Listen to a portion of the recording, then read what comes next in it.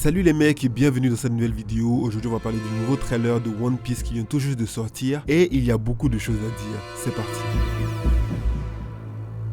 Alors la série est annoncée pour 8 épisodes d'une heure sur Netflix. Cette série on l'attend depuis un moment quand même et on avait tous hâte de voir en fait ce que ça allait donner. Évidemment on n'a pas encore vu d'épisode et c'est juste le trailer qu'on a et le moins qu'on puisse dire c'est que c'est différent. On ne va pas rentrer dans les clichés des films qui sont différents des livres comme on a l'habitude d'entendre, spécialement parce que dans One Piece le manga est déjà différent de l'anime qui est lui aussi différent du film. Pour être honnête avec vous, j'ai toujours été très sceptique en ce qui concerne les films d'animation qu'ils font par rapport au manga. Et je parle même pas des films avec des vrais humains, je parle vraiment des films d'animation qu'ils font par rapport au manga. Il y en a très peu qui sont vraiment au niveau, je pense notamment à Dragon Ball qui vraiment mettait la barre très haute. En ce qui concerne les films avec des vrais hommes, on a vraiment connu beaucoup de déceptions, je pense notamment à Dragon Ball. Le live action de Dragon Ball Evolution était vraiment très décevant. Donc ici dans One Piece, j'étais très sceptique quand j'ai appris l'annonce de la nouvelle série. La première question que je me suis posée c'est quelle est la cible? Est-ce que ce sont les fans de la première heure de One Piece ou encore les adeptes de Netflix? Le casting est très multiculturel, on retrouve toutes les ethnicités et ça matche bien en fait l'univers de One Piece qui est vraiment très multiculturel aussi. Il faudrait savoir que lorsqu'ils font ce genre d'adaptation, ils réécrivent l'histoire. Le but c'est de prendre la grande ligne du manga et de créer une nouvelle identité avec. Je pense que quand on regarde ce genre de film, il faut complètement se détacher du manga et de l'anime. Parce que si on reste bloqué sur le manga, on se rendra compte qu'il y a plein d'incohérences qui ne matchent pas vraiment en fait. Cette scène avec Luffy et le Vogue Mary, franchement je m'en souviens pas du tout. C'est quoi cette ville immense, super développée, hyper réaliste? Le seul endroit qui pourrait potentiellement ressembler à ça, c'est Water 7 et on sait très bien que c'est pas Water 7 qu'on voit sur l'image. Je pense que quand ils font ce genre d'animation, ils n'ont pas encore le budget ou encore la technologie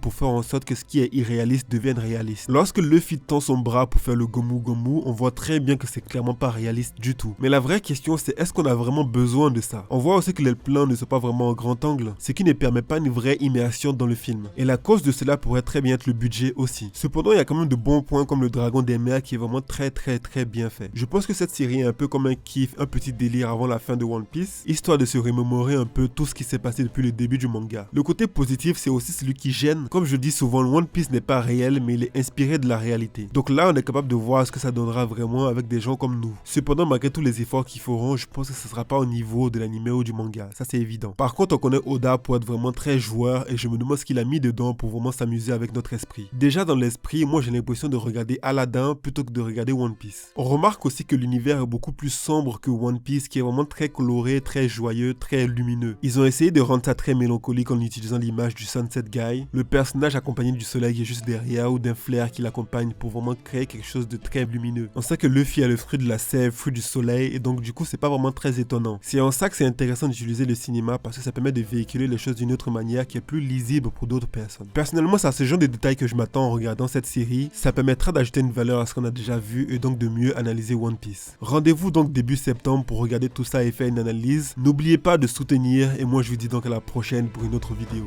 Allez, salut!